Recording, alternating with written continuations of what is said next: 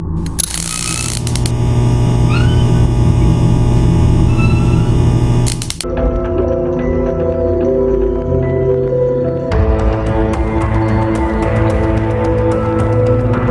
बड़ी बदकिस्मती के साथ इसराइल की बॉम्बिंग गजा के सिविलियन इलाकों के ऊपर जारी है और उससे भी बड़ी बदकिस्मती की बात यह है कि इजरायली मीडिया शहीद होने वाले शहरियों के लिए टेररिस्ट का वर्ड लिख रहा है। यानी नेतन्याहू की विक्ट्री की परसेप्शन क्रिएट करने के लिए आम शहरियों को भी वो टेररिस्ट लिख रहे हैं। CNN की तरह ये खबर देख लीजिए, यकीनी तौर पर आपका दिल दहल जाएगा कि children were carrying other injured children. बच्चे जख्मी हो रहे हैं और उनको बच्चे ही उठा रहे हैं। जाफलिया के अंदर जो वाकयात हुए, जिस तरीके से 6 बड़े बम डाले गए वहां पे और इसके नतीजे में 500 से ज्यादा लोग शहीद हो गए, तो उस सीन को कुछ यूं डिस्क्राइब कर रहे हैं ये कि बच्चे कैरी कर रहे थे बच्चों को, जो जख्मी बच्चे थे उनको। अब ये सूरत हाल है वहां पे। Witness describes after meth of Israeli strike on Gaza refugee camp. इस वाकये को नाजरीन इजरायली मीडिया टेररिस्ट बोल के और उन्होंने इसको प्रमोट किया कि हमने दहशतगर्द मारे हैं। हमास वालों ने ऑन द अदर हैंड ये कहा कि ये खामखा में सिविलियंस को निशाना इसलिए बना रहे हैं because they want to create the victory perception कि हम कोई बहुत अच्छा कर रहे हैं, लेकिन हकीकत यह है कि मिलिट्री सतह पर इनका हमने भरकस निकाल दिया है। आज कैंसेट का इजलास हुआ इजरायली पार्लियामेंट का। उस इजलास के बाद वहां पर इजलास के अंदर हुआ ये कि इनको दिखाया गया कि हमारी कितनी ज्यादा कैजुअलिटीज हुई है। तो उसके बाद वहां पर जो मेंबरान हैं कैंसेट के, मंत्री इनके समझ लें, उनकी तरह हालत क्या थी बाहर निकलते हुए जब उन्होंने देखा कि अंदर हमें गजा में कितनी शदीद रेजिस्टेंस का सामना करना पड़ रहा है और कितने हमारे बंदे ऑफ हुए हैं। तो उनके तरह मुंह देखिए कि किस तरह के थे। ये जरा वीडियो देखिए, ये कैंसेट के इजलास के बाद की वीडियो है जिसके अंदर बताया गया कि हमारा इतना भारी नुकसान हुआ है।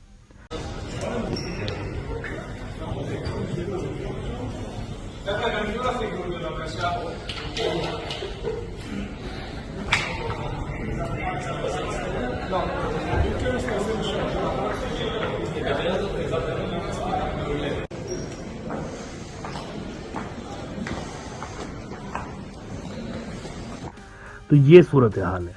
जब उनको बताया गया कि भाईजान ये ग्राउंड पे सूरत हाल है, इतनी शदीद रेजिस्टेंस का हमें सामना करना पड़ रहा है, तो वहां पर चीखो पुकार कैंसेट के अंदर शुरू हो गई। हमास वालों ने आज 1 नवंबर है ना, तो आज उन्होंने आज के दिन की कार्रवाई का वीडियो जारी किया। उनकी जो मीडिया विंग है वो काफी स्ट्रांग है और वो अच्छे तरीके से इजरायली मीडिया का मुकाबला वो भी कर रहे हैं। उन्होंने आज वीडियो जारी किया, उसके अंदर उन्होंने बताया कि आज हमने गजा के मुख्तलिफ इलाकों में इजराइल के कई सारे टैंक्स डिस्ट्रॉय किए।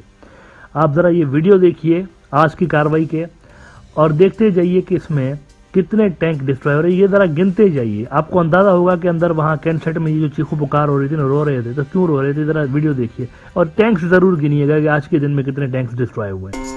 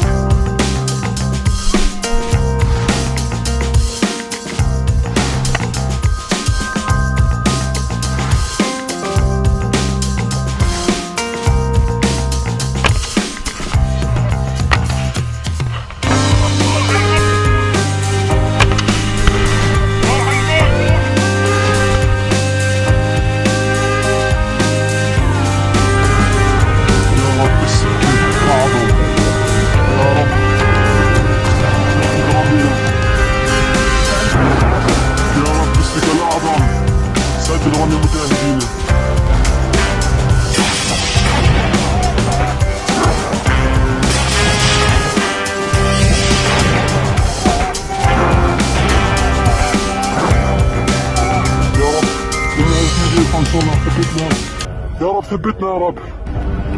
يلا غير جی ناظرین، تو یہ صورتحال ہے، اور اسرائیل کا جو سیکیورٹی منسٹر ہے کل وہ کہہ چکا ہے کہ ہمارا جانی نقصان بہت زیادہ ہوا ہے، لیکن ہم نے کچھ اچیو بھی کیا ہے۔ البتہ نقصان تو خیر وہ بھرنا ہی پڑے گا، انہوں نے کہا یہ تو بھرنا ہی پڑے گا کیونکہ آپریشن ہے ہی اس نوعیت کا۔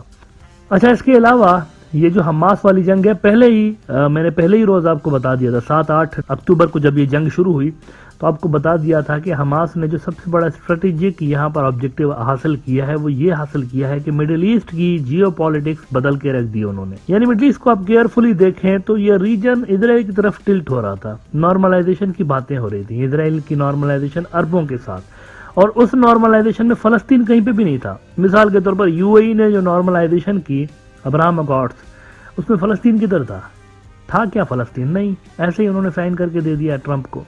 اسی طرح اردن نے کیا، باقیوں نے، اس میں فلسطین کدھر تھا؟ اور اب تو سعودی عرب اور باقی بھی اب تو آخری لائن تھی۔ اب سعودی والی نارملائزیشن تھوڑی سی ڈیفرنٹ تھی، وہ ابراہم اکارڈز نہیں تھے کیونکہ سعودی والے کہہ رہے تھے کہ ہم کوئی ریاست بنانا چاہتے ہیں یہاں پر فلسطین کی، لیکن یہ ہو رہا تھا، اسرائیل کے ساتھ نارملائزیشن ہو رہی تھی۔ لیکن آج کا آپ دیکھیں مڈل ایسٹ، گالیاں پڑ رہی ہیں اسرائیل کو، صرف مڈل ایسٹ نہیں دنیا بھر سے۔ اب دیکھیں کولمبیا، بولیویا جیسے جو ملک ہیں، انہوں نے اپنے ملک سے اسرائیلی سفارتکاروں کو ہی نکال دیا کہ نکلو یہاں سے، وہ مسلم ملک نہیں ہے، لیکن انہوں نے کہا انسانیت کے ناطے آپ کو یہاں پر ہم ٹکنے نہیں دے سکتے، انہوں نے نکال دیا ان کو۔ آج کیا ہوا ہے؟ ریورس ہو رہا ہے سارا کچھ، یعنی جو کچھ بھی امریکہ نے 3-4-5 سال میں، ٹرمپ نے پھر بائیڈن نے حاصل کیا نا نارملائزیشن پروسیس میں، وہ سارا ریورس ہونا شروع ہو گیا۔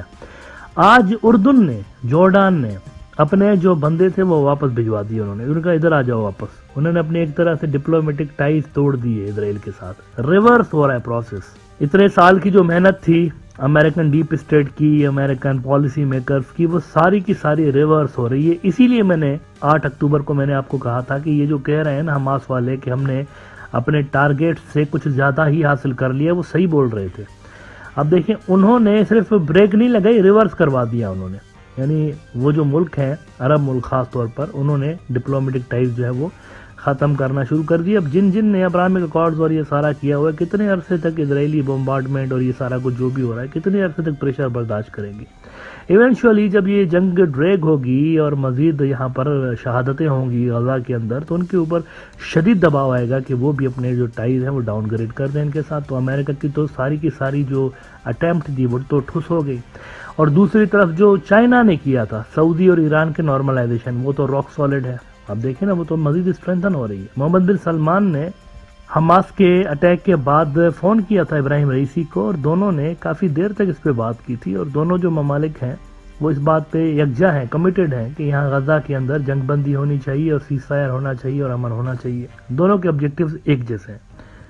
لیکن جو امریکن پارٹی ہے جو کہ اسرائیل کے ساتھ عربوں کی نارملائزیشن کروا رہی ہے، وہ تو ٹوٹل دھپڑ دوس ہو گیا وہاں پر، سیناریو ہی پورا چینج کر کے رکھ دیا انہوں نے۔